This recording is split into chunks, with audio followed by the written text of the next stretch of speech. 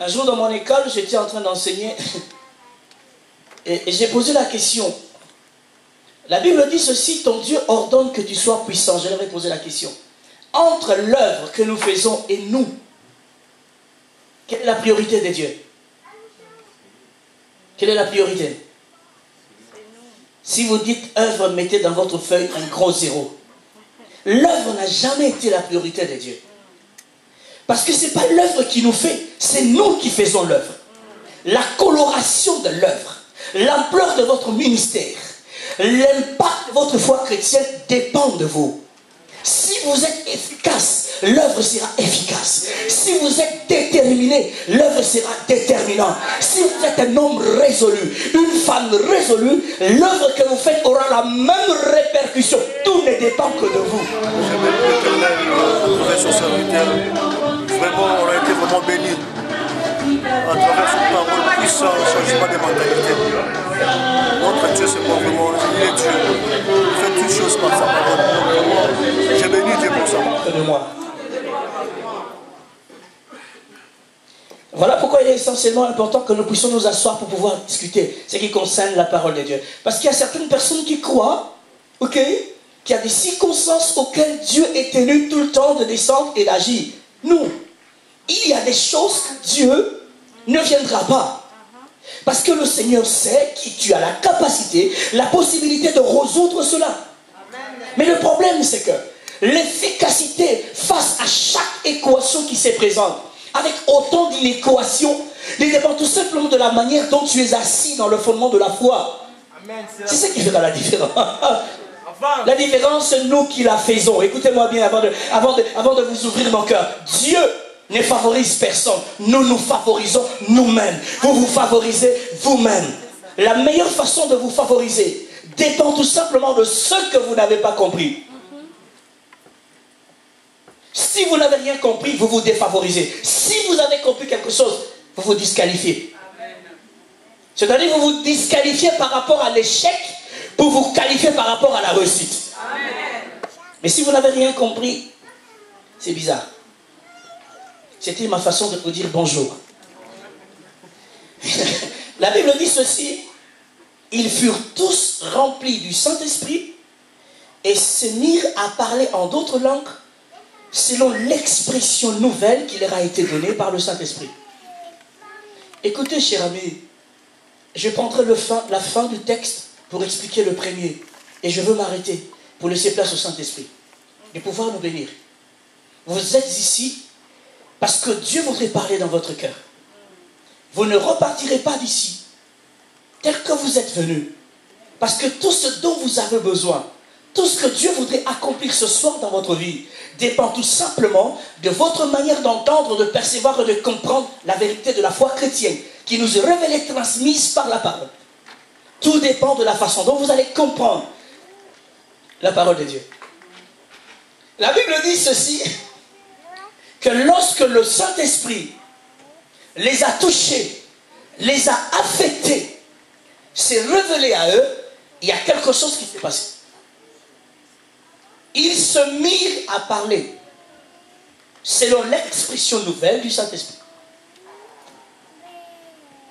Parmi les priorités que le Saint-Esprit a dans notre vie, lorsque nous acceptons Christ, c'est premièrement faire un travail de fond. Retenez bien, lorsque nous avons quitté l'Égypte, le monde, parce que nous avons répondu à l'appel au salut du Christ, merci, nous sommes tous sortis abîmés. Nous avons été déformés, on a été abîmés, ok, par l'obscurité, par l'emprise que le ténèbre exerçait sur nous. Christ nous sauve, il nous régénère, il nous justifie, il nous sanctifie. Il fait de nous de nouveaux temples du Saint-Esprit. Gloire à Dieu. Mais il y a un problème. Le Saint-Esprit, lorsqu'il vient habiter en nous, il a une grande part de responsabilité de pouvoir nous reprogrammer. Amen. Le vrai problème, c'est quoi? Ce que nous voulons vivre, ce que nous voulons expérimenter, tout ce que nous voulons que ça devienne une réalité pour nous. Lorsque nous voulons goûter à l'authenticité de la foi chrétienne par rapport à chaque portion de l'Écriture sainte, dépend tout simplement de la manière dont le Saint-Esprit commence à nous reprogrammer. L'une des priorités du Saint-Esprit, quand il commence ces grands chantiers de la refondation, de la restauration, de la reprogrammation, il commence par affecter notre mentalité. Écoutez-moi, vous ne pourrez jamais gagner vos batailles. Vos champs de bataille ne deviendront jamais de pleins de louanges et d'adoration, où vous saluez, vous célébrez celui qui est vivant, celui qui habite en vous, Jésus. Si vous n'avez pas compris la priorité par excellence, c'est que Dieu est en droit de retravailler votre façon de penser. Ce que vous dites, c'est le fruit de vos pensées. La Bible dit telles qu'elles sont, la Bible dit telles est leurs pensées, telles elles sont. Écoutez, si votre mentalité n'a pas été touchée par la puissance de la parole de Dieu, n'a pas été reprogrammée, j'ai appris de nouvelles choses. Et maintenant je vais m'en servir.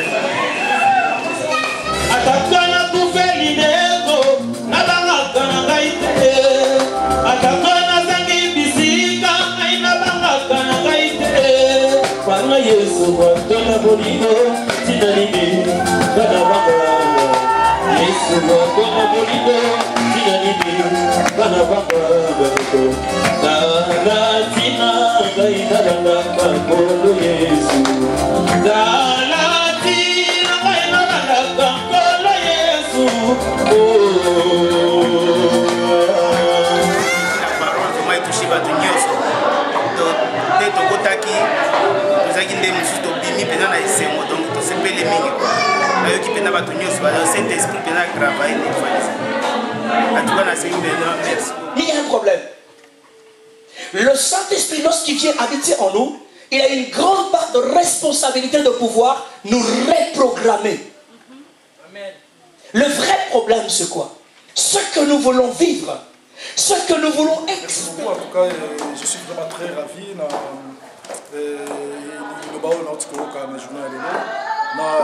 Nous s'est déplacé à Outi Moussika, à Sali Penza, déplacement n'est pas battu, donc c'est quand même sur le moment très important pour je m'excuse, frère Didier Ngoui. En tout cas, il s'appelle Mingi, il est très malade, il est très bien. En tout cas, Nzambe à Sali 4, c'est après-midi, il est soirée, il est très content.